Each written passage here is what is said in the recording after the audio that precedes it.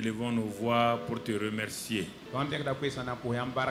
Encore pour l'enseignement que tu nous donnes, la révélation que tu nous donnes.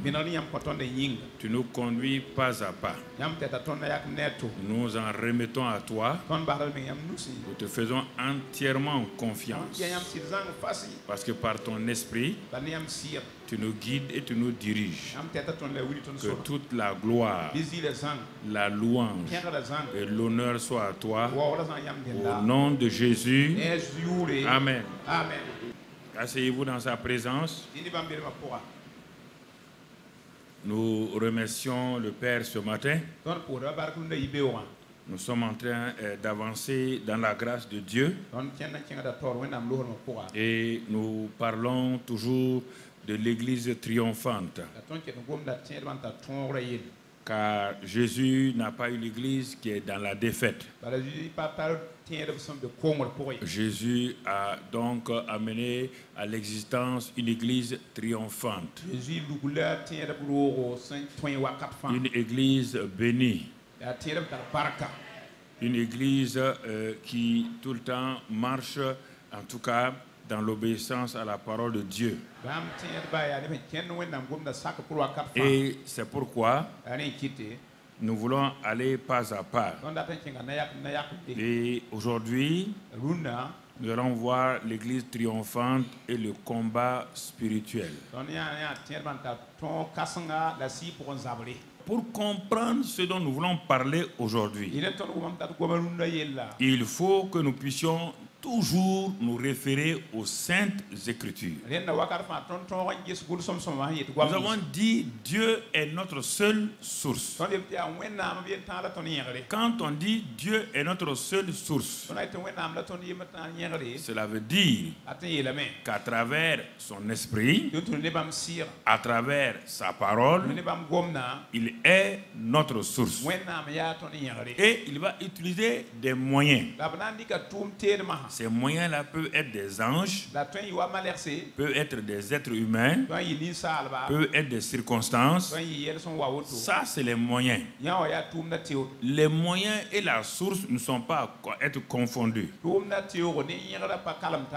Alors, regardons le combat spirituel pour comprendre qu'il a deux éléments, deux niveaux de combat spirituel. Regardons au ciel, parce que tout ce qui est sur la terre là a un reflet donc qui vient du ciel. Jean-Baptiste dit, voici l'agneau de Dieu qui ôte le péché du monde. Mais la Bible nous dit déjà que cet agneau a été immolé dès avant la fondation du monde. Est-ce que vous comprenez? Si vous ne savez pas lier le ciel et la terre, vous serez des terrestres permanents comme des poules. Mais si vous savez lier la terre et le ciel, vous serez tout le temps des aigles royaux qui volent au-dessus des circonstances, qui volent au-dessus des nuages. Donc c'est important. On parle d'un agneau qui a été immolé il y a 2000 ans. Les Écritures nous disent que oui, c'est la manifestation de l'agneau immolé il y a 2000 ans. L'agneau a été immolé dès avant la fondation du monde. Dans les cieux, l'agneau était déjà immolé. Mais ce qui est dans le spirituel invisible là, se manifeste dans le visible.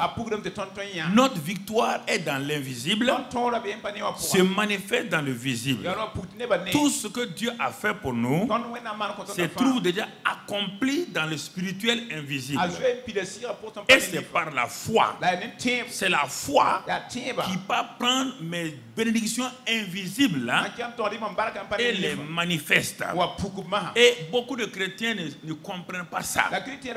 Ils sont en train de lutter en permanence. De lutter en permanence. permanence, de lutter en permanence. On se demande pourquoi ils luttent et où est-ce qu'ils veulent partir. Alors regardons le fameux combat dont nous parlons là. Apocalypse 12, verset 7. Apocalypse 12, verset 7.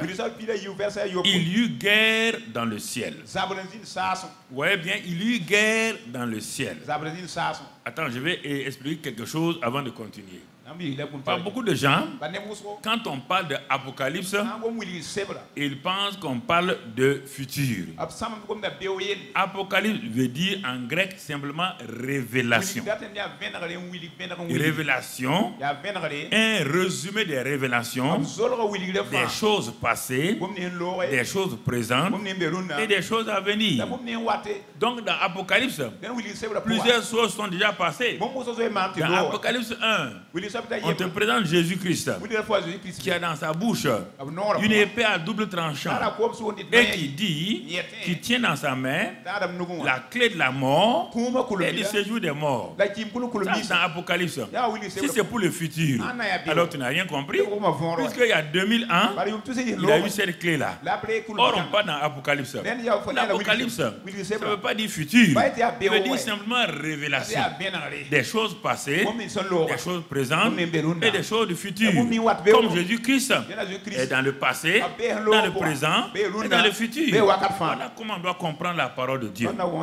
Et tant qu'on ne comprend pas la parole de Dieu, quand il dit comprendre, ce n'est pas avec notre cerveau. Quand on n'a pas la révélation, on te dit que la révélation des paroles de Dieu nous éclaire et nous donne de l'intelligence.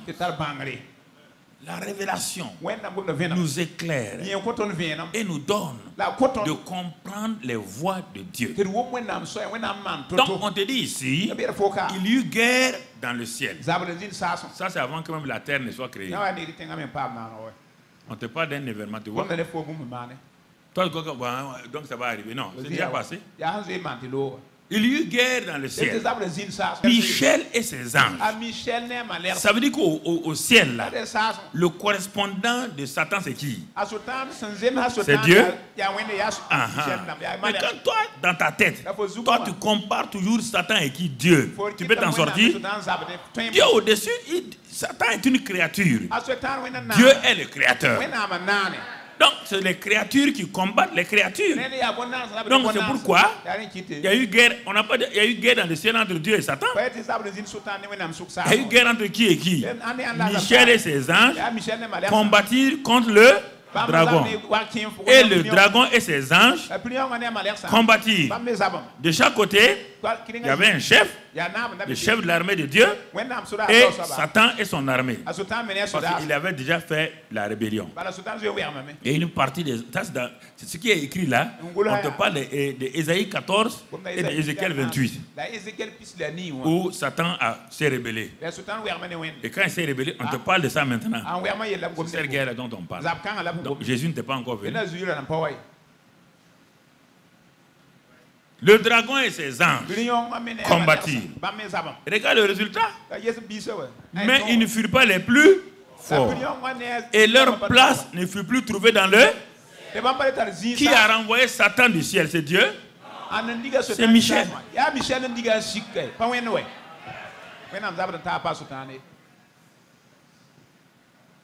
C'est-à-dire que vous mystifiez dans la tête. C'est pas Dieu, non, Dieu ne fait rien. C'est Michel et ses anges qui ont renvoyé Satan du ciel. Il ne fut plus trouvé de place. On a effacé ses traces totalement. Il n'y a même pas un millimètre carré pour poser. C'est fini ça.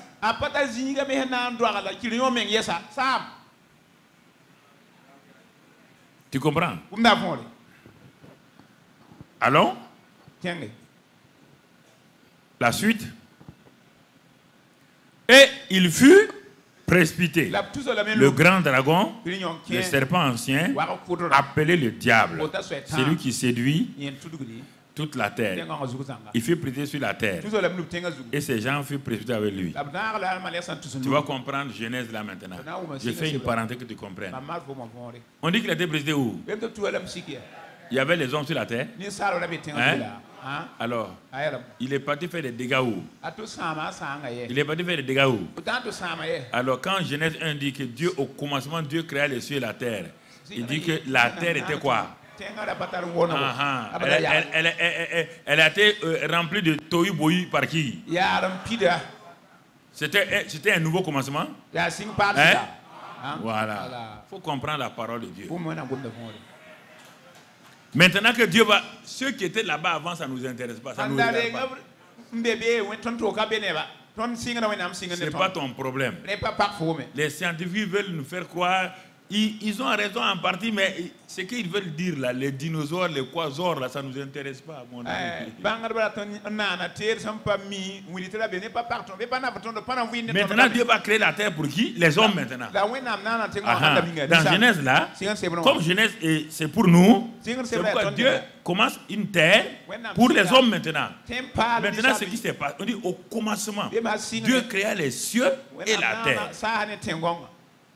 Mais au moins, il est en train de faire la terre pour les hommes là. Hein? Il a fait un ciel. Mais Dieu avait déjà des cieux, non? Dieu habite où? Ok. Ça, c'est une parenthèse que vous comprenez. La Bible explique la Bible. C'est pourquoi nous avons dit la profondeur appelle la profondeur. Si tu ne comprends pas ça, c'est des problèmes. Alors, donc on continue.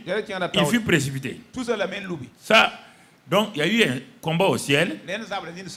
Satan a été vaincu. Il a été précipité. Maintenant, quand Dieu va créer la terre pour Adam et Ève, Dieu les place dans le jardin d'Éden. Pourquoi? Il y avait un jardin d'Éden sur la nouvelle terre. Mais quand tu lis Ézéchiel 28 et Ésaïe 14, quand Dieu a donné une bonne place à Lucifer, il était où? Dans son Éden.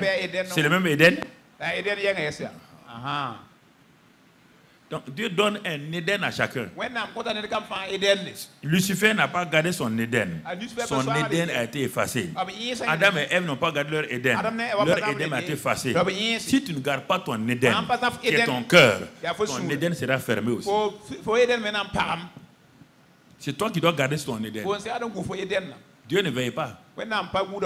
Donc maintenant, Satan n'a pas pu garder son Éden, son cœur. Il s'en est enorgueilli. Son Éden a été balayé. Il a été chassé. Dieu crée maintenant. Il crée un autre Éden. Il met Adam et Ève en disant de garder ça. De garder ça. Est-ce qu'Adam a gardé? Lui aussi, il va partir. C'est pourquoi sur la terre maintenant, quand Satan a tout mélangé sur la terre et qu'il a pris en otage les enfants de Dieu, Dieu n'est pas resté les bras croisés. Il avait son plan encore conçu dès avant l'éternité. Dieu ne s'est pas assis à tirer sa barbe blanche. Qu'est-ce qu'on va faire maintenant? Conseil de guerre. Michel, viens à tes anges. Gabriel, tous les anges là, venez, asseyez-vous. Maintenant, qu'est-ce qu'on va faire?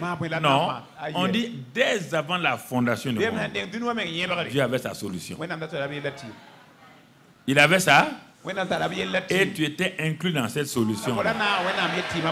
Donc, dès qu'on ne parle pas de toi, il n'y a pas de Amen.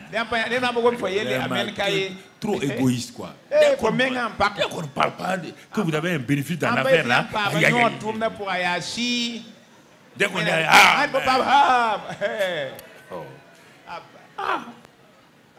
quel est cet égoïsme là?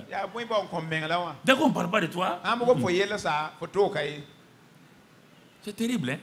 Il faut changer de mentalité. Donc tu vois, maintenant, en résumant, il va y avoir guerre sur la terre. Et cette guerre-là, qu'est-ce qui va se passer? C'est le ciel qui va venir au secours de la terre. Parce que la terre a perdu sa guerre avec son chef Adam et Ève. Ils ont perdu leur guerre. Donc le ciel va venir au secours. Et cette fois-ci, Dieu à cause de ses enfants. Parce qu'au ciel là, Dieu n'a pas d'enfants humains. Tout est esprit. Maintenant, il a créé des enfants à son image. Et les enfants se sont rebellés. Dieu, dans sa miséricorde, dans sa compassion, va venir sous la forme d'un homme. Parce que s'il vient sous la forme de Dieu là, il n'y aura jamais de gloire. Parce que s'il fait Satan disparaît. Est-ce que vous comprenez? Pour envoyer Satan en enfer là, qui va l'envoyer? C'est le même Michel, mais on n'a pas dit Michel, on dit un ange. Qui va faire quoi? Et le jeter où? Donc, la gloire de Dieu, c'est que toi, comme les anges l'ont fait au ciel, c'est que toi sur la terre, quand tu seras libéré par ce que Jésus va faire là, toi aussi, tu es la victoire permanente sur Satan et Dieu est content au ciel. C'est ça que Dieu veut. Une seule chose, que tu montres à Dieu que toi aussi tu es un vainqueur.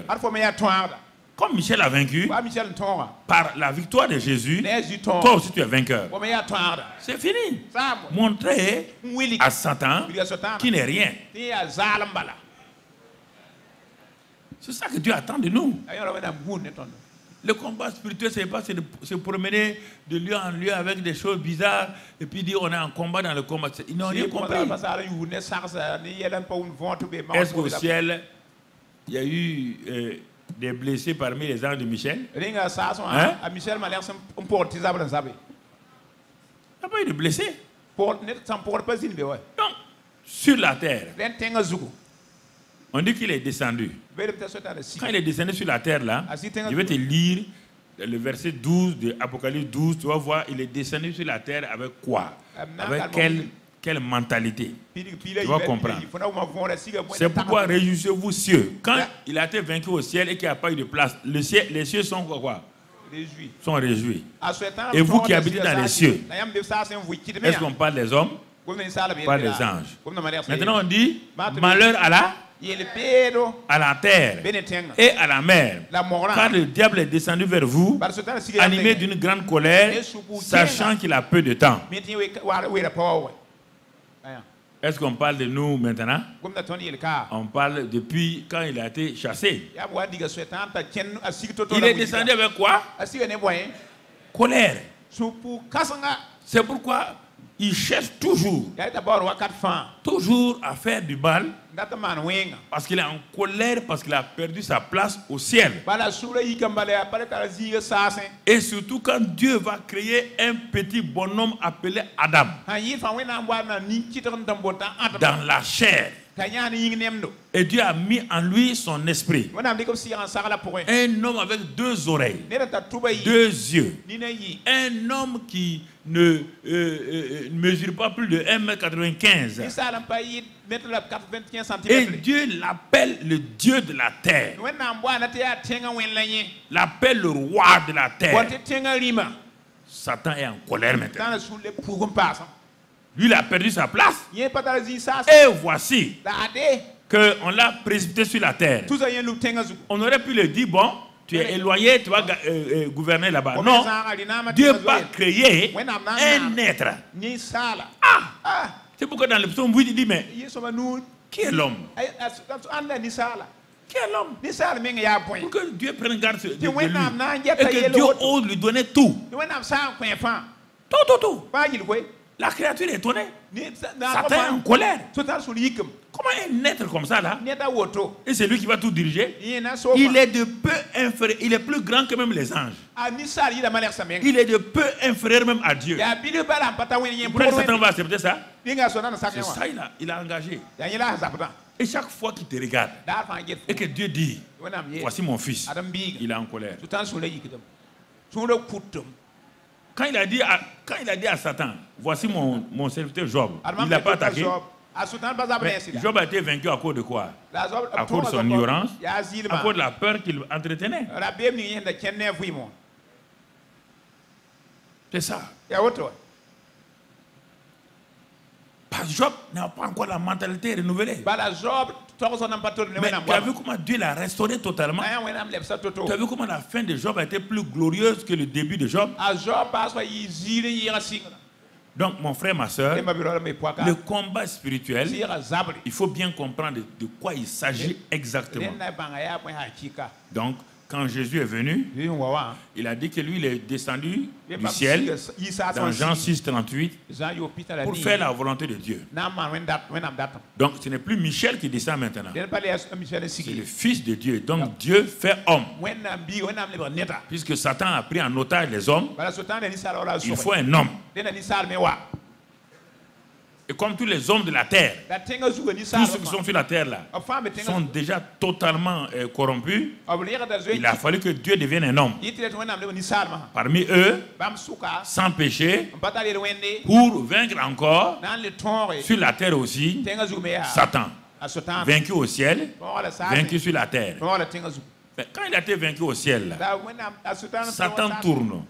Mais est-ce qu'il influence les anges du ciel? Est-ce que les anges du ciel ont peur de lui? Est-ce qu'il peut même leur dire quelque chose? Alors, quand Jésus va nous donner la victoire, mais pourquoi nous on ne fait pas comme les anges? L'opposé, on dit, mais tu es vaincu? Voici le problème. C'est de ça qu'on veut parler aujourd'hui.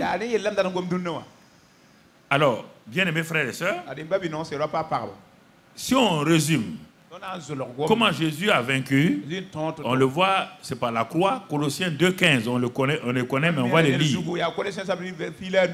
Colossiens 2,15. Quand Christ est venu, il a dépouillé, tu vois bien? Quand Satan quittait le ciel, il avait la force, la puissance. Mais maintenant, quand Christ est venu, parce que Michel n'a pas dépouillé, il a vaincu seulement Satan. Ils l'ont chassé. Il est parti avec sa force. Maintenant, quelqu'un va le dépouiller. Michel n'a pas cette force-là. Maintenant, Jésus-Christ l'a dépouillé, les dominations et les autorités, et les a livrées publiquement en spectacle, en triomphant d'elle par la croix. Ça, c'est un. Quand il a fait ça, il a triomphé de Satan et de ses dominations par la croix. Un triomphe total. Triompher d'elle par la croix. Il faut que ça rentre, ça pénètre toute ton âme, tout ton esprit et tout ton corps. Mais maintenant, quand il a fait ça pour qui? Pas pour lui. Colossiens 1, verset 13. Colossiens 1, verset 13. Tu as vu, il a dépouillé Satan de l'autre côté.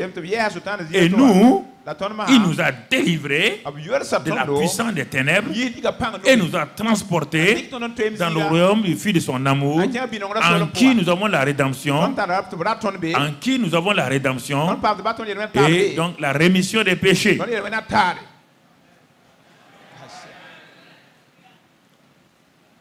D'un côté, il a lui-même fait le combat. Il a vaincu Satan. Sur la terre, il l'a dépouillé. Ce n'est pas fini. Quand il a fait ça, il ne nous a pas laissé sans rien. Il nous a nous-mêmes délivrés de la puissance des ténèbres, de la puissance de Satan. Et nous a transférés par sa résurrection. Il a créé un royaume qu'on appelle le royaume des cieux. Par sa résurrection, il nous a transférés dans le royaume du Fils de son amour, en qui nous avons la rédemption, le rachat total et la rémission. Le mot rémission des péchés est plus important que le pardon.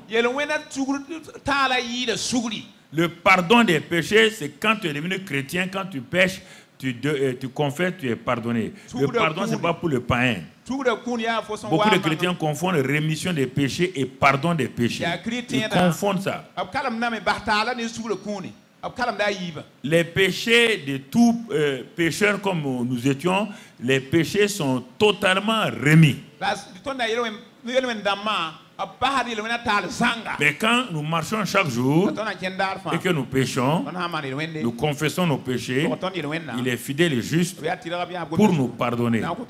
Les péchés des pécheurs ne sont pas pardonnés. On ne peut pas pardonner les péchés d'un pécheur. On remet, il a tellement de péchés qu'on ne peut pas remettre. On ne peut pas pardonner. On lui remet totalement. Le pécheur est incapable de payer sa dette de péché. C'est pourquoi parfois tu entends dans les radios là que tel pays là on lui a fait on a remis les dettes, rémission des dettes. Ils sont incapables de payer, de rembourser la dette. Et le pays là organise, regardez bien comment c'est formidable. Le pays là organise une cérémonie, on dit on a effacé toutes vos dettes, c'est fini. Est-ce que encore le pays là vous doit de l'argent? Les gens de ce monde là croient à leur système plus que les chrétiens. Est-ce que ce pays là, malgré sa puissance, peut venir dire encore que vous lui devez de l'argent? Alors mais pourquoi quand toi tu es là, Satan vient te dire tu dois l'argent? Oui, c'est vrai. Seigneur, pardonne-moi. Pardonne pourquoi? Il n'a qu'à te pardonner pour quel péché maintenant? Si ce sont les péchés que tu as commis aujourd'hui, d'accord. Mais si c'est les péchés que tu as commis avant ta conversion, tu demandes à Dieu pardon là, c'est quoi? Ça veut dire que tu es incrédule, un point c'est tout. Et c'est ça qui vous attriste là. Tout le temps, il se promène avec des vieilles pellicules pour vous montrer des négatifs. Regarde, tu te vois, non? Tu as vu, non? Ça c'est quoi? Tu te rappelles pas? En 1942 là. C'est pas toi qui as péché comme ça? Ah oui, c'est vrai. Hein? Seigneur, pardonne-moi. Dieu dit, mais j'ai trop d'enfants ignorants. Trop d'enfants ignorants. Quand on a remis la dette là, bien qu'on ait remis la dette là, il y a un papier que vous avez signé avant, que vous devez 1000 milliards de dollars à ce pays là, oui ou non? Mais le nouveau papier là, de rémission là, il est plus important que l'ancien papier. Est-ce qu'il peut ramener l'ancien papier là pour te condamner? Mais alors pourquoi vous laissez Satan vous condamner avec l'ancien papier?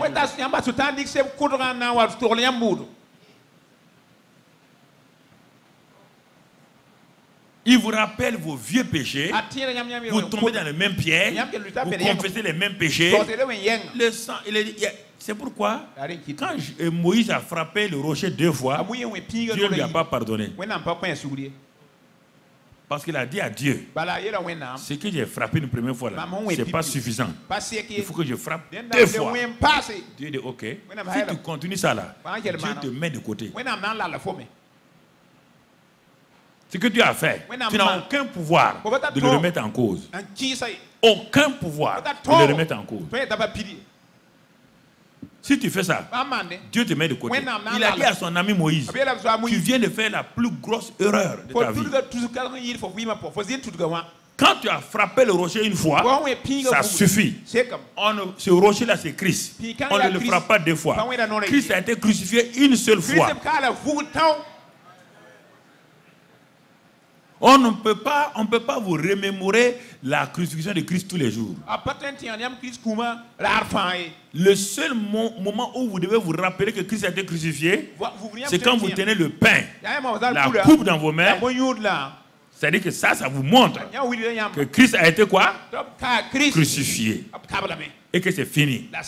Quand vous prenez le pain, Là, c'est la mort de vos péchés pardonnés, vos maladies enlevées, les malédictions enlevées. Ça, c'est le pain. La coupe là, ça, mon frère, c'est la purification, la sanctification, la vie nouvelle.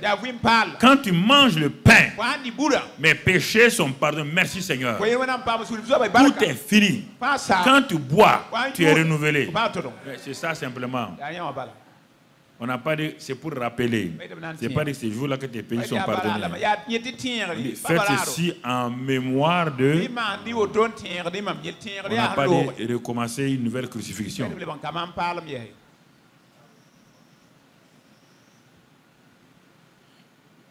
Je vous donne ces ABC-là. C'est des choses élémentaires, mais parfois, les gens n'ont pas la révélation. Parce que comprendre ça avec la tête là, ça ne suffit pas. Je ne parle pas ici des intellectuels. Parce que si c'est avec la tête là, dès que tu sors, tu arrives à la maison et tu rencontres ton mari en colère, tu vas oublier tout ce qu'il dit. Tu vas tout oublier. Tu arrives à la maison, tu rencontres un problème, tu vas tout oublier. C'est par révélation que je parle. C'est la révélation qui va faire quand tu arrives à la maison. Il y a une difficulté. La révélation que tu as eue là va te permettre de tout de suite réagir. Est-ce que nous comprenons? C'est cela, mon frère. Il dit à cause de ça maintenant, et il nous a transportés, il nous a transférés, et il nous a tout donné. Et il nous dit maintenant, vous aussi, comme moi je l'ai vaincu, c'est pourquoi on revient à Apocalypse 12, 11. Il nous dit maintenant, ils l'ont vaincu à cause du sang de l'agneau et à cause de la parole de leur témoignage. Maintenant, chaque fois, tu dois te rappeler que c'est par le sang que tu as eu la victoire, mais tu dois le dire. Parce qu'il y a le légal et le vital. Le légal, c'est ce que Christ a fait. C'est pourquoi les gens disent, mais si Christ a fait, mais pourquoi non? Il faut vitaliser la chose. Christ l'a fait. Toi, tu n'en parles pas. Pour rendre vital, pour vitaliser, pour amener la manifestation de ce que Christ a fait, la victoire, on te dit ta bouche doit dire la parole et non pas le contraire. Alors que toi, tu dis tout le temps le contraire de ce que Dieu a fait. On dit, quand tu es devant la tentation, il faut parler. Quoi? Ce que Christ a fait. Pas ce que tu as fait.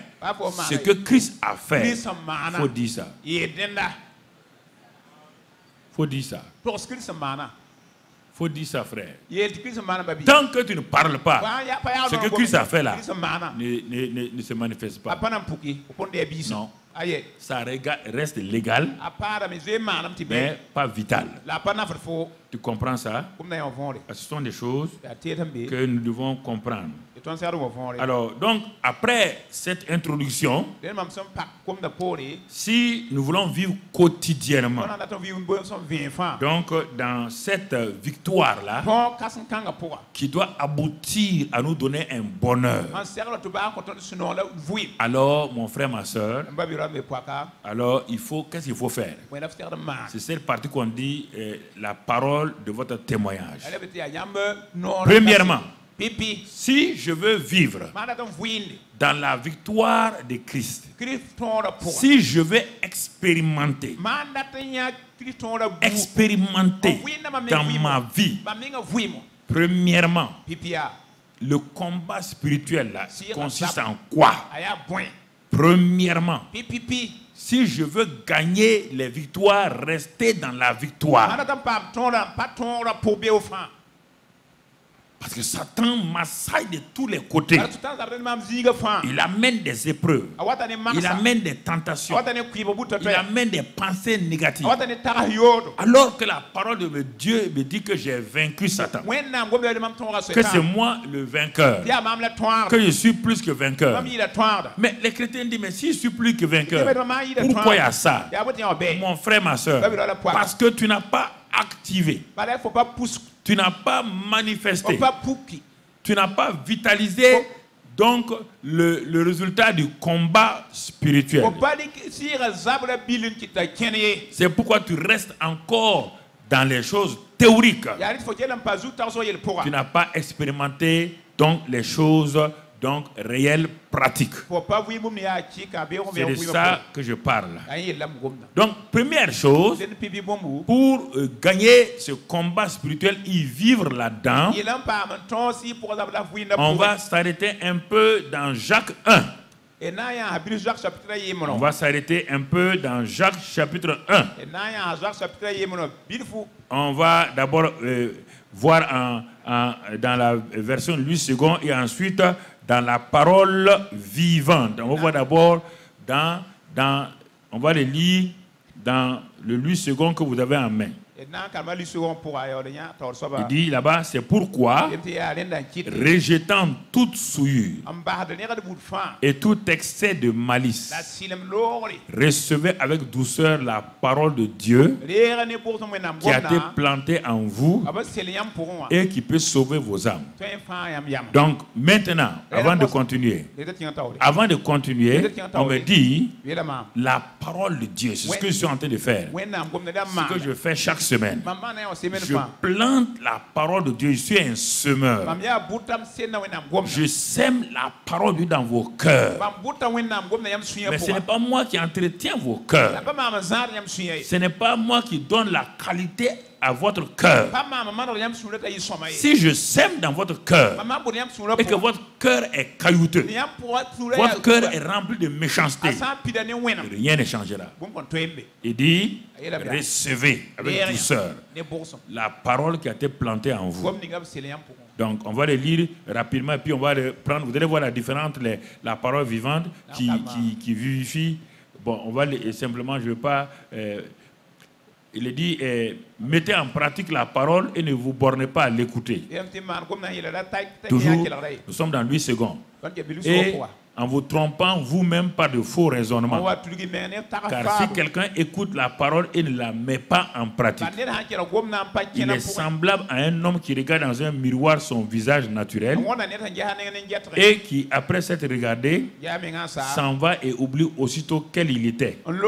Mais celui qui aura plongé les regards dans la loi parfaite, la loi de la liberté, et qui aura persévéré, n'étant pas un auditeur oublieux, mais se mettant à l'œuvre, celui-là sera heureux dans son activité.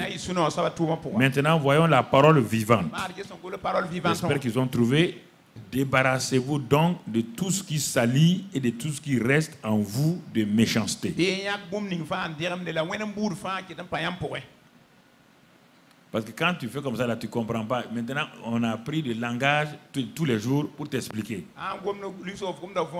On dit, si tu veux vivre dans la victoire, si tu ne te débarrasses pas de tout ce qui salit et de tout ce qui reste en toi de méchanceté, tu ne peux pas aller de l'avant. Non. La suite. Toujours dans la parole vivante. Accueillez dans un esprit humble et docile la parole implantée en vous. Car elle a le pouvoir. La parole que moi je dis là, elle a le pouvoir de faire quoi? De vous conduire au salut. C'est-à-dire le sozo. Chaque domaine. Et ensuite, verset 22, il te dit, seulement, ne vous bornez pas à l'écouter comme chaque dimanche tu le fais. Traduisez cette parole-là en acte. Sans quoi, vous risquez de faire quoi? De vous faire illusion sur vous-même. Je m'en vais au culte, je m'en vais aux réunions du mardi, du mercredi. Dieu dit c'est une illusion si tu ne mets pas en pratique. Et la suite dit quoi? En effet, si quelqu'un se contente d'écouter la parole sans y conformer ses actes, donc il ressemble à quoi? À un homme qui observe son visage dans un miroir. Il observe son visage dans un miroir. À peine est-il parti qu'il a déjà oublié ce qu'il a vu et qui devait être mis en ordre. Il a vu son visage, il a vu la saleté, il devait mettre de l'ordre là-dedans. Il ne met pas l'ordre dans son visage et il s'en va. Il va oublier qui il est. La suite. Par contre, si quelqu'un scrute attentivement la loi parfaite qui nous donne la vraie liberté, et s'il l'étudie assidûment, s'il vit avec cette parole et lui demeure fidèlement attaché, il en arrive ainsi non à écouter pour oublier, mais à agir ponctuellement d'après ce qu'il aura entendu. Alors regardez le résultat. Un tel homme, une telle femme trouvera le bonheur en obéissant à la parole. Vous voyez bien? Tu veux le bonheur? On te montre le bonheur. On te dit, voilà le bonheur.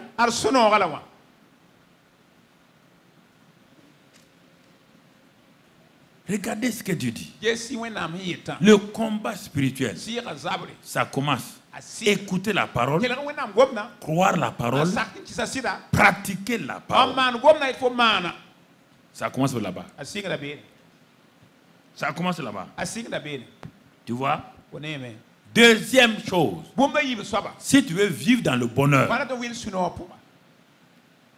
même quand il y a le combat, si tu veux vivre dans le bonheur, Apocalypse 12, tu dois connaître ton adversaire. D'abord, la parole de Dieu. Deuxièmement, tu dois connaître le caractère de ton adversaire. On a déjà lu ça, mais on va le reprendre. Apocalypse 12, verset 9. Voilà ses différents noms. Le grand dragon, le serpent ancien, le diable, Satan, le séducteur. Et voilà, différents noms. Il y a d'autres noms encore. Et tu vas aller au verset 10. La fin du verset 10. On dit l'accusateur des frères. Donc voilà. Voici les différentes caractéristiques de Satan. Il y en a d'autres encore dans la Bible. Le rusé, le voleur, le menteur, le meurtrier, celui qui rôde autour de nous, cherchant pour nous dévorer. Il y a au moins 10 à 12 caractéristiques du caractère de Satan. Du caractère de Satan. Tu ne le connais pas. Chaque fois qu'il te dit, quelqu'un te soumet de faire une ruse, de mentir, ça veut dire que tu es en train de perdre ton combat. Tu es en train de perdre le combat. Quand tu mens, tu as perdu le combat. Parce qu'il est père, il est le père du mensonge. Il est menteur et père du mensonge. C'est dans Jean 8. Pas besoin, tu dois le connaître. Si tu ne connais pas ta Bible, ça te regarde. Tu vas redoubler et on va te renvoyer. C'est pas au professeur qui doit tout le temps dire à l'élève d'apprendre ses leçons. Menteur et père du mensonge. Voleur, destructeur. Jésus dit, vous n'ignorez pas ses desseins. Chaque fois que tu voles, tu es en train de perdre le combat. Chaque fois que tu voles, tu as perdu le combat. Tu n'as qu'à aller prier haut, tu n'as qu'à aller gêner haut. Si tu voles là, la main de Satan est sur toi. Tu as perdu le combat. Tu as perdu le combat. On te dit il est voleur. Toi tu voles. Il n'y a que le voleur qui vole. Toi tu es un chrétien. On te dit que tu as été transféré du royaume de Satan. Tu es dans le royaume de Dieu. Dieu ne vole pas. Jésus-Christ ne vole pas. Le Saint-Esprit ne vole pas. Toi tu voles. Que ce soit à l'église, hein? Je parle même déjà de l'église. Comme c'est l'église là. Voleur d'église. Je ne parle pas non, je parle pas aux voleurs de dehors. Ils ne sont pas ici. Donc je m'adresse à toi. Il y a plein de choses comme cela. Donc c'est pourquoi il dit, écoutez, la parole de Dieu là, parfois Satan la rend difficile. Satan la rend difficile. Satan te montre, si tu fais ça, les gens vont rire. Parce qu'il a peur de perdre son emprise sur toi. Quand il te maltraite, il est content. Quand il te fait penser à des choses que tu as faites et que tu ne veux pas confesser, il est content. Là, il te torture. Si tu veux sortir de ses mains, c'est ça le combat spirituel. Si tu veux sortir de ses mains, en allant avouer, il te serre encore. Le combat ne peut pas s'arrêter, brasser les bras au nom de Jésus. Non, non, non, non. On dit un combat. Quelque chose se passe à l'intérieur. Ce n'est pas un combat extérieur. Parce que Satan n'est pas, tu ne le vois pas. Il met son combat dans tes pensées et à l'intérieur. Il te torture. Il te traumatise. Il te fait peur. Il t'amène toutes sortes de pensées négatives en toi. Voici. Or, si tu ne gagnes pas ce combat dont je parle, tout ce que tu peux gagner là, un travail là, tu vas avoir du travail, mais tu n'auras pas la paix. Quand tu auras le travail là, ça ne va même pas durer une semaine. Une semaine. Les problèmes vont commencer. Ce que je te dis là, c'est le repos. C'est le repos, le bonheur dont Dieu te parle. Dont Dieu nous parle ce midi là. Je prends mon courage pour prendre ces détails-là pour que tu comprennes. Voilà. Donc vous voyez, ce sont des choses, c'est ça le combat. Satan ne fait pas de grandes choses pour nous tenir esclaves. Hein. C'est des petites choses. Des petites choses. Il nous empoisonne la vie par des petites choses. Et ce sont ces petites choses-là qui sont derrière nous, comme des chiots qui aboient derrière nous. Donc tu comprends. Donc deuxième chose, connaître ton ennemi. Troisième chose maintenant, on a déjà parlé de ça. Troisième chose, connaître les armes. Les armes et savoir comment les utiliser. Dans le combat spirituel, premièrement, écouter et pratiquer la parole de Dieu. Il ne faut pas l'écouter seulement, hein. Il faut la pratiquer. Deuxièmement, n'ignore pas ton ennemi et ses desseins. Il faut le connaître dans son caractère. Voleur, manipulateur, séducteur, hein, accusateur. Quand tu accuses quelqu'un, c'est Satan qui t'utilise. Quand quelqu'un t'accuse, c'est Satan qui l'utilise. Chaque fois que tu verras le mensonge, l'accusation, la séduction, la tentation, toutes ces choses-là, c'est Satan qui est là. Tout de suite, il faut le dire. Il faut t'arrêter pour lui dire, il est écrit. Je refuse. Il est écrit ça. Il est écrit ça. C'est la troisième chose maintenant. Les armes que tu as pour le combattre constamment. Luc 4, verset 1 à 4. Luc 4, verset 1 à 4. Luc 4. Jésus, rempli du Saint-Esprit, revint du Jourdain et il fut conduit par l'Esprit dans le désert où il fut tenté par le diable pendant 40 jours. Tu ne peux pas échapper à la tentation. On te montre le Jésus dans la plénitude. On dit rempli. conduit. Malgré ça, Satan le tente. Rempli, conduit. Malgré ça, Satan le tente. Tu ne peux pas échapper à ça. Les tentations de Satan sont tous les angles. Mais, mon frère, regarde ce que Jésus a fait. Il était faible. Il n'a pas mangé pendant 40 jours. Il est faible dans son corps. Et Satan vient le tenter. Regardez, mais rapidement, nous voulons prier. Non, on oppose à la tentation la parole de Dieu. On oppose à Satan la parole de Dieu. Mais si tu ne connais pas la Bible, si tu n'as pas lu la Bible, si tu n'as pas rempli ton cœur de la parole de Dieu, il dit au jour du jugement, n'aie pas peur, car le Saint-Esprit te rappellera quoi? Les paroles. Mais quelles paroles qui sont en toi? Peut pas rien. Si tu n'as pas de coca dans ta bouteille, tu as beau verser, bien que c'est écrit Coca-Cola, rien ne sortira. C'est pas la prière en premier lieu. Jésus vient de prier. Si c'est la prière, il a prié, il a jeûné. Satan dit, c'est pas mon problème. Je vais te tenter. Tu n'as qu'à jeûner, prier. Moi, je vais te tenter. Parce que c'est par la parole que je fais tomber les gens. C'est pas par la prière. C'est la désobéissance que moi je fais tomber les gens. Quelqu'un n'a qu'à prier 150 jours. S'il sort de son jeûne et Dieu dit de faire ça, il ne fait pas, tout est balayé.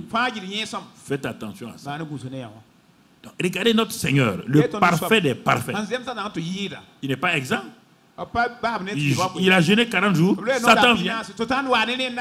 Seule réaction, il lui présente quoi? Qu'est-ce que Jésus lui dit? Regardons la réponse de Jésus. Il est écrit. Il est écrit. C'est l'arme la plus puissante contre Satan. Il est écrit. Tout. Les trois fois que les trois tentations ici là sont les mêmes trois tentations que nous avons. Et on ne répond pas à ça par le jeûne et la prière, on répond à ça par la parole. Il faut lui dresser une écriture. Devant chaque tentation, il y a une écriture dans la parole de Dieu. Minimum une écriture. Il y a peut-être 10 écritures, 15, 20.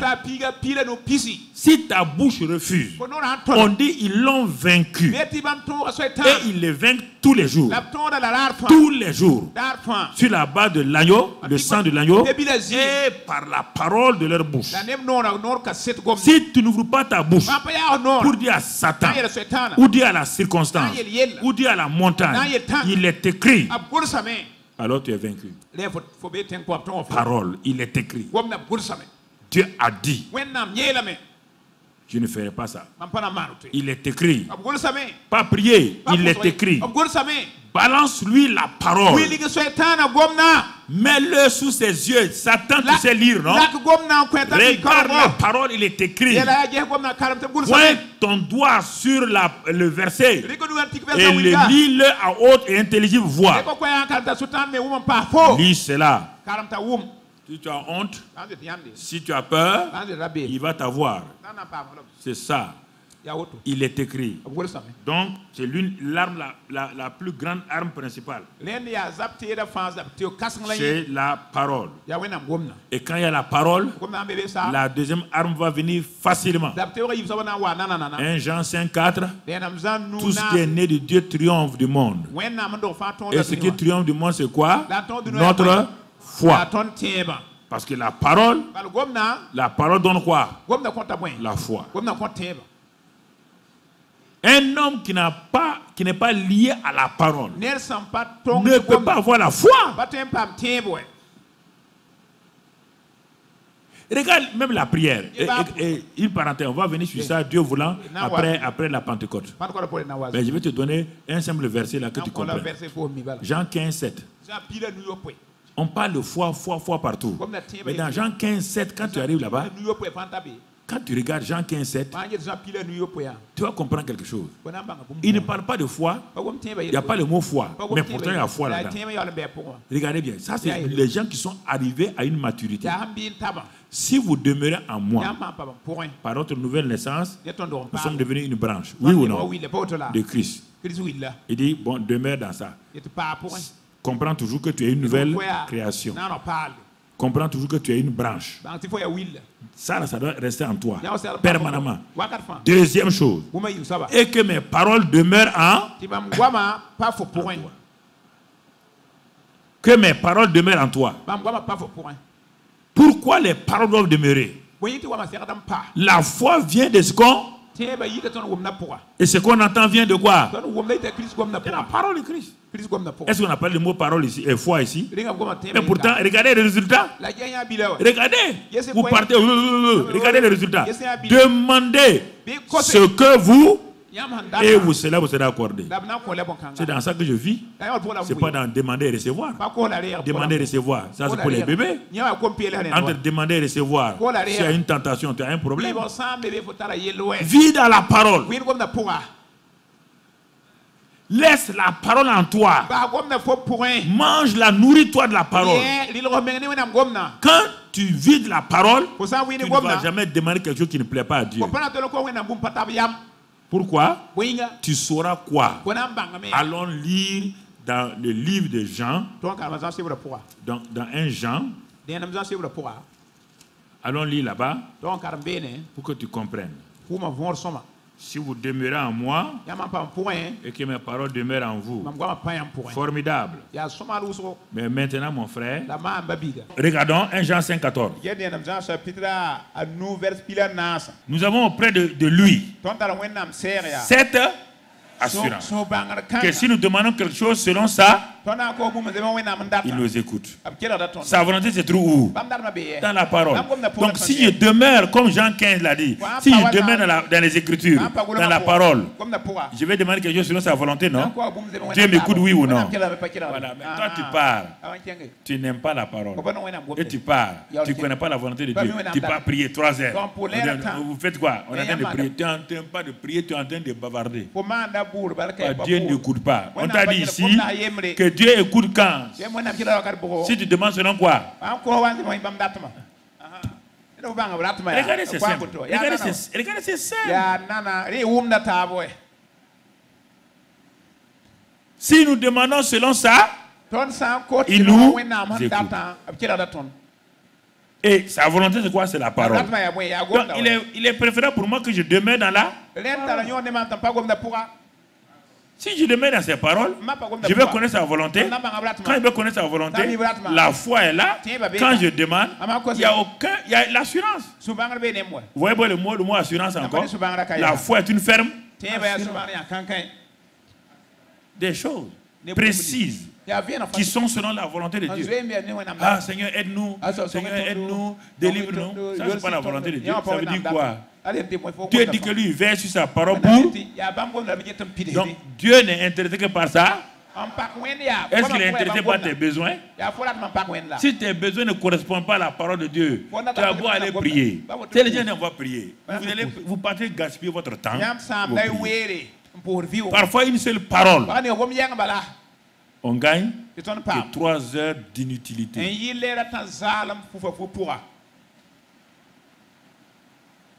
Inutilité. Inutilité. En train de parler. Quelqu'un t'a rien dit. Tu le pries pourquoi? Tu ne connais pas sa volonté. Il dit, remémore-moi, rappelle-moi les paroles. Même dans l'Ancien Testament, les Salomon, ils ont rappelé à Dieu. Les Josaphat, ils ont rappelé à Dieu. Dieu dit, viens t'asseoir. Remémore-moi tout ce que je t'ai dit. Qu'est-ce que je t'ai dit? Pour ton besoin, là, qu'est-ce que je t'ai dit? Moi, je ne sais pas. Seigneur, qu'il doit faire selon ta volonté. Ça, c'est la prière païenne. Seigneur, fais ta volonté seulement. Laquelle? Il y a la volonté Il y a toutes les volontés. On te dit que David était un homme caractérisé par un homme qui accomplit toutes les volontés de Dieu.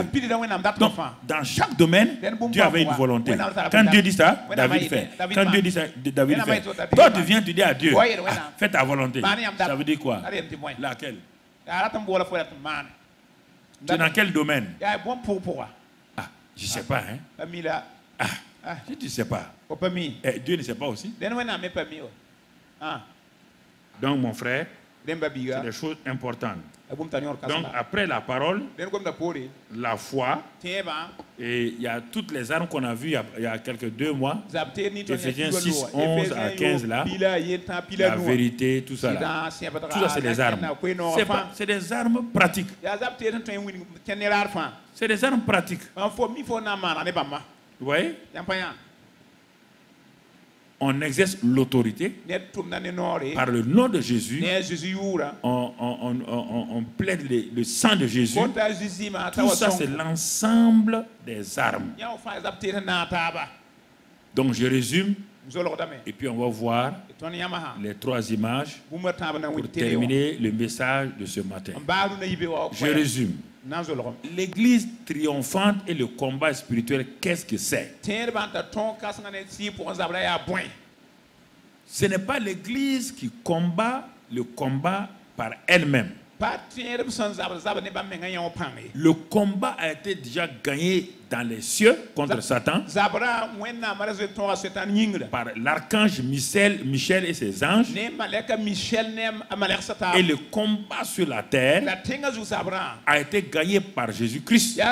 Par l'œuvre de la croix, il l'a dépouillé. Et quand il a fini, il a pris les résultats de ce combat-là, nous a donné. Il dit maintenant, pour que vous viviez dans ce combat-là, voici les armes que vous devez utiliser. Votre adversaire, là, connaissez son caractère. Il est vaincu. Il n'a pas de puissance. Mais il n'est pas mort. Il va utiliser des armes maintenant. Si vous ne prenez pas garde, vous allez utiliser l'onction là où lui n'utilise pas l'onction. Vous allez utiliser la puissance où lui il utilise la ruse. Si vous allez utiliser telle chose alors que lui c'est le mensonge. Il dit en ce moment-là, si vous ne savez pas que vous êtes dans le mensonge, que vous êtes en face du mensonge, vous êtes en face de l'accusation, vous êtes en face de la séduction, comme Ève. Elle ne savait pas qu'elle était en train d'être séduite. Elle parle avec quelqu'un, croyant qu'elle est en train d'échanger. La personne est en train de la séduire. Alors, si vous ne savez pas ça, là, vos prières vont servir à quoi? Quelqu'un est en train de parler, oh, il est en train de te séduire. Un chrétien vient te causer avec toi, il est en train de te séduire. Tu as entendu? Tu as vu telle personne là? Il est en train de faire quoi? Tu rentres dans sa causerie. Quand il a fini, il a enlevé ton cœur, l'amour que tu avais pour telle personne. C'est fini pour toi. Tu es maintenant dans le doute, dans la méfiance. Tu viens d'être séduit. C'est pourquoi ne prêtez pas vos oreilles. Faites attention à vos yeux. Faites attention à votre cœur. Parce que voici les armes qu'il utilise. Et l'exemple le plus patent, s'ils ont terminé, faites-moi ainsi. S'ils ont positionné, ils n'ont qu'à me faire ainsi. Donc, le plus patent, c'est l'exemple de Pierre avec Jésus. Jésus dit à Pierre, à ses disciples, qu'est-ce que les gens disent de moi? Oh, eux tous, ils ont ouvert la bouche. Les gens disent que tu es Jérémie, d'autres disent que tu es ceci ou cela. C'est formidable. Ça, c'est ce que la foule dit. Il dit, mais vous-même maintenant, merci. Vous-même maintenant, qui dites-vous que je suis? Tout le monde a la tête baissée. Ils n'ont pas la révélation. Ils l'appellent Seigneur. Mais c'est la bouche. Beaucoup de chrétiens sont comme ça. Seigneur Jésus. Jésus. Pasteur. Non, c'est la bouche. Qui dit, vous suivez quelqu'un depuis des mois. Il dit, qui suis-je? Chacun baisse la tête. C'est étonnant. Hein? Silence. Ils ont fait des prières rapides. Brusquement, la révélation vient chez un. Il s'appelle Pierre. Il dit, tu es le Christ, le Fils du Dieu vivant. Jésus dit, Simon, Simon, ce n'est pas la chair et le sang qui t'ont révélé cela, c'est mon Père. Donc, tu vois, mon Père vient de te révéler. Mon Père vient te montrer que c'est lui qui est la seule source de la révélation. Et vous connaissez Pierre. Il a dû regarder Judas, Thomas. Avec je vous ai dit, vous ne croyez pas en moi. Je suis le meilleur. C'est moi le meilleur ici. Je vous ai dit. Comment? Chaque fois que je vous dis ça, comment? Chaque fois que je vous dis ça, que c'est moi. Vous ne pouvez pas écouter. Vous avez vu? Il a dit le Père même. Le Père. Le Père même. C'est lui qui m'a révélé. Alors, qu'est-ce que tu dis, Thomas? Judas, qu'est-ce que tu dis? Tu peux avoir telle révélation. Le gars, il bombe la poitrine. Il marche. 5 minutes plus tard, Jésus dit, il faut que je meure, que je parte à Jérusalem. Lui, il croit que la révélation vient au hasard. Rapidement, il a réfléchi. Il faut que je donne encore quelque chose. Que ces gens-là savent que je suis quelqu'un. Il dit, mais Jésus, viens. On ne parle pas comme ça. Et puis il a amené un peu loin. Hein. Il dit, Seigneur, on ne parle pas comme ça. Ne parle pas comme ça. Hein. Tu n'iras nulle part. Tu es trop jeune. Jésus élève la voix. Il dit, arrière de moi, Satan. Thomas dit, c'est bien. Et le gars, maintenant quand Pierre revient vers ses camarades, il dit, qui t'a parlé maintenant? Donc on peut avoir Dieu comme source tout de suite, 5 minutes plus tard, Satan comme fausse source. Faites attention à ça. Faites attention à ça. Il n'y a pas quelqu'un qui est garanti pour ça. Personne. Une révélation éblouissante. Une séduction éblouissante. Les deux se ressemblent. Mais ça ne vient pas de la même personne. Amen. Amen. Nous allons voir premièrement une image quelques images pour terminer. La première image que nous allons voir, c'est votre fameux anon. L'anneau attaché que Jésus va prendre pour l'anneau attaché. Voilà. Qu'est-ce que cette image-là nous dit? Cette image-là, l'anneau attaché. Cette image-là nous dit qu'un anneau avait une grande destinée. L'anneau-là a été créé par Dieu pour un seul but. Un jour de transporter son fils pour entrer triomphalement à Jérusalem. Participer au triomphe de son fils. Et l'anneau-là, il a été attaché à ce pieu-là. Attaché. Personne n'est jamais monté sur lui. Tu comprends? Avant de rencontrer Jésus, hein, avant de rencontrer Jésus, certains ressemblaient à cet anneau-là. Les forces occultes, les malédictions familiales les ont attachés à ce pieu-là. Vous entendez? Avant de rencontrer Jésus, le combat, la délivrance est une affaire de Dieu. On dit Dieu nous a délivrés. C'est Dieu qui est la source de la délivrance. Écoutez-moi très bien. La délivrance par les hommes, si elle n'est pas dirigée par Dieu, ne peut aller nulle part. Il a été attaché combien d'années, on ne le sait pas. Mais voilà que Jésus voulant entrer à Jérusalem, va procéder à la délivrance de ce tanon-là. Il envoie simplement sa parole. Écoutez-moi. L'anneau est attaché. Jésus envoie sa parole, uniquement la parole. Il dit, allez dans tel endroit, vous trouverez un anneau attaché sur lequel personne n'est jamais monté. Détachez-le pour me l'amener.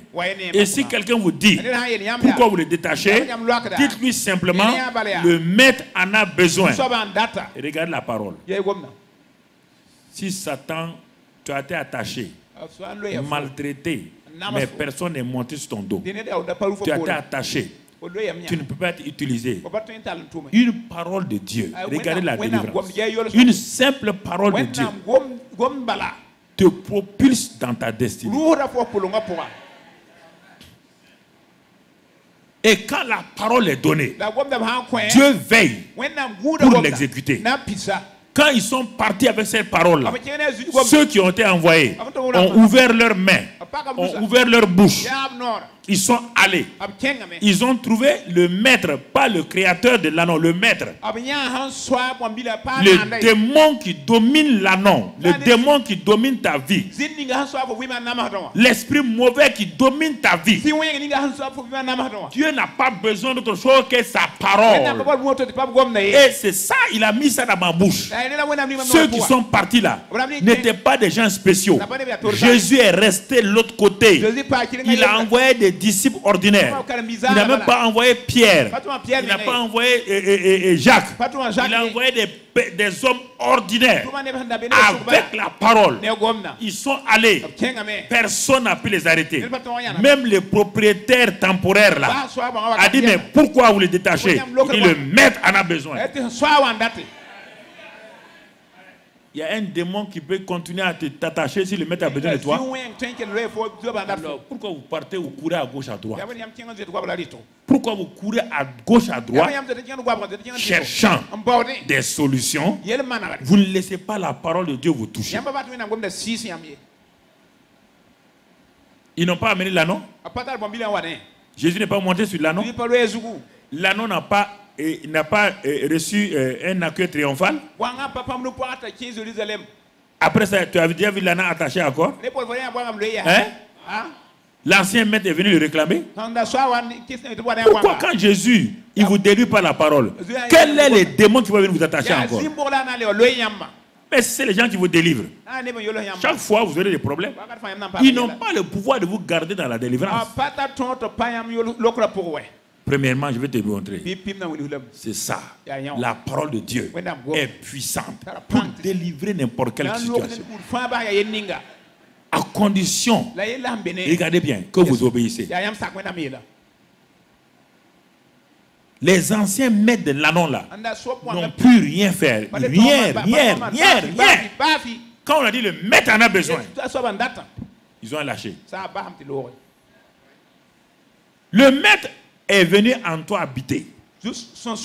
Il a dit à tous les démons à Satan, il faut partir. J'ai pris, lui là c'est mon enfant, c'est ma fille. J'ai une destinée pour lui. J'ai une destinée pour elle. Je vais l'utiliser triomphalement. Tu n'as plus rien à faire avec lui. Il y a un problème dans ça. Alors pourquoi vous êtes là en train de pleurnicher? Ouais, en train de vous plaindre. Regardez, l'anneau était content, oui ou non? Il est parti. Il est revenu encore. Normalement les ânes reconnaissent la maison d'où ils viennent, non? Tu as vu l'âne la revenu là-bas? Il a été libéré. Il est parti. Deuxième image. C'est pourquoi ça parle à ton cœur. J'amène tout ça là. J'étais couché hier quand je préparais mon message. Dieu m'a donné ces trois. J'ai téléphoné aux techniciens. Je leur ai dit ce qu'il faut faire. Faites ça là. J'ai besoin de ça sur le plan de la pédagogie spirituelle. Deuxième élément, c'est Lazare. Lazare. Voilà. Lazare. Je leur ai dit, faites-moi Lazare. Regardez bien. Qu'est-ce qu'il lui représente? dans le combat spirituel, dans la délivrance. Lazare représente quelqu'un que la mort a saisi et il est pourri. La mort spirituelle, la mort de ses affaires, la mort de son mariage. Il est donc, tout est mort. L'avenir mort, le futur mort. Regarde bien et tu vois que tu ressembles à ça. Mais quand tu as accepté Jésus, Jésus t'a donné la vie. Il t'a donné la vie éternelle. Il t'a donné la vie. Tu es vivant maintenant. Mais pourquoi tu n'opères pas? Tu es un chrétien né de nouveau, vivifié. Mais regarde comment tu es. Est-ce que Lazare voit? Est-ce qu'il voit? Est-ce qu'il peut bouger? Est-ce qu'il peut marcher? Pourquoi? Les gens l'ont lié. Tu es un chrétien vivant. Mais toutes les coutumes de ton village, c'est ça qui fait que ta famille est liée. Une femme ne doit pas être comme ça. Moi, ma mère n'est pas comme ça. C'est pourquoi tu maltraites ta femme. Les coutumes du village, rien ne marche. Tu as des idées bizarres. Les dogmes, les traditions, donc tous les credos, vous tiennent liés comme Lazare. Ah, Jésus dit, moi je donne la vie, mais moi je ne délie pas les gens. J'ai donné la vie. Ceux qui t'ont lié là, il faut le délier. Ça veut dire quoi? Il faut te délier toi-même. Enlève ces choses-là, brise tous ces liens-là. Sinon, tu serais un vivant inutile. Un vivant inutile. Comme les chrétiens sont assis ici depuis des années, des vivants inutiles. Regardez-les. Ils ne voient pas, ils n'entendent pas la voix de Dieu, ils ne marchent pas dans la volonté de Dieu. C'est dommage, hein? Il est ressuscité. Regarde, inutile à tout le monde, inutile à lui-même, inutile à sa famille. Parce que Jésus dit, il faut le délier pour les aller. Jésus dit, déliez-vous vous-même. Veillez sur vous-même. Vous êtes vivant. Pourquoi vous laissez lier par les gens? Pourquoi vous laissez lier par les traditions, les dogmes, les credos? Ah, moi je viens de telle religion. Moi je viens de telle dénomination. Ah, moi mon credo ceci. Mon credo a dit cela. C'est ça. C'est ça le Lazare là. Regardez. C'est ça qu'on appelle, c'est tout ça qu'on appelle le combat spirituel. Regarde ta vie. Troisième groupe. Ce n'est pas ni Lanon, ni Lazare. Nous allons voir simplement le chrétien maintenant qui est libéré. Regardez-le. Un cheval libre, mais esclave dans sa tête. Il est libre, oui ou non? Est-ce que la corde là est attachée au pied? Hein? Mais est-ce que le cheval la bouge? Parce que pendant longtemps, il était quoi? Attaché. Quand il bouge là, selon la longueur de la corde là, si la corde est 2 mètres, au niveau de 2 mètres, il est bloqué. Maintenant, on l'a délié. On l'a délié. Mais dans sa tête là, il reste quoi? Lié. Regarde ta vie. Non, regarde ta vie. Tu ne peux pas échapper, tu es dans ces 3 groupes là. Regarde. Regarde comment tu es maltraité. Un homme libéré. Incapable de savoir qu'il est libéré. Dans l'ignorance qu'il est libéré. Il attend qui? On ne sait pas. Regardez. Il attend qui? On ne sait pas. Il est en train de hennir. Il hennit. Mais personne ne va venir le délivrer. Tu as 4 pattes. Un cheval vigoureux comme ça. Il est délié. Mais dans sa tête, il est lié. Il entreprend chaque fois les choses, ça ne marche pas. Non, je ne comprends pas. Ma vie n'a pas de sens. Ta vie n'a pas de sens. Ta mentalité n'est pas renouvelée. On dit renouveler votre intelligence par la parole de Dieu, afin que vous connaissiez la volonté de Dieu, ce qui est bon, ce qui est agréable, ce qui est parfait. Non, non, non. On va prier. Il va prier pour faire quoi? Il devait lever ses 2 pas de devant, venir, célébrer, venir, commencer la course. Il a arrêté comme ça. Dans ta maison, tu es tout le temps au même endroit. Tu viens à l'église, on dit tu es libéré. Tu es henni. Quand tu vas à la maison, rien. Rien ne change. Les mêmes traditions sont là. Les mêmes problèmes sont là. Les mêmes situations sont là. Rien ne change. Parce que pourquoi? Il a dit, ne regardez pas, ne vous bornez pas à écouter. Il faut mettre en pratique. Ne vous bornez pas. Cheval. Celui de faire 1 pas en arrière, 2 pas en arrière, tu verras que tu n'es pas lié. Tu allais reprendre ta course avec gloire. Non, les 3 cas sont là. Les 3 cas sont là. Regarde bien. Cheval libre, esclave dans sa tête, un anon lié, qui a été délié. Lazare, vivant, mais lié. Regarde. Baissons la tête. Regarde toi-même. Le combat spirituel. Tu l'as perdu où? Dans ta tête. Tu l'as perdu où? Dans tes pensées. Tu l'as perdu où? Dans ta conscience. Tu l'as perdu où? Regarde-le. Le combat spirituel. Est-ce que le temps n'est pas venu que l'église triomphante repousse et renouvelle sa mentalité? Que l'église triomphante dise maintenant, nous sommes plus que vainqueurs. L'église triomphante dise que nous avons gagné le combat. C'est ça, tu es l'église triomphante. Et tu ne vas pas rejeter. Regarde, tu as vu les trois images. Et dans quelle image tu te retrouves? Est-ce que tu es vraiment libéré totalement, en train de galoper, en train de gagner la course du bonheur, gagnant la course de la victoire, de la bonne santé, de la prospérité, gagnant toutes ces courses-là, où tu es en train de te laisser maltraiter par les hommes encore? Oh, es-tu Lazare? Es-tu comme ce cheval? Ou es-tu comme l'ânon? Regarde, tu as vu les 3 images. Tu ne peux pas les oublier. Ne pars pas courir à gauche, à droite. Ne pars pas chez les hommes qui te délivrent. Ne pars pas pour donner ta vie que les gens te s'opposent. Prends ta décision ce midi. Prends ta décision là où tu es. Que tu sois ici physiquement, que tu sois loin de nous, prends ta décision. Dis, je sors de cette mentalité d'esclavage. Je refuse de continuer à subir les mensonges et les séductions de Satan.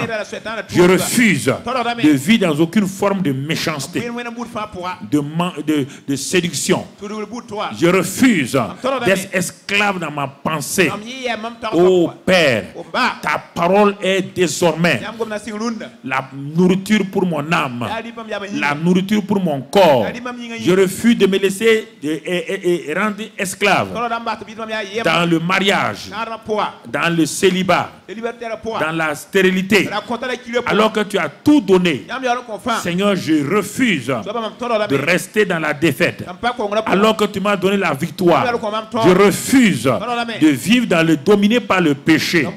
Je refuse de vivre dans la haine, de vivre dans le mensonge.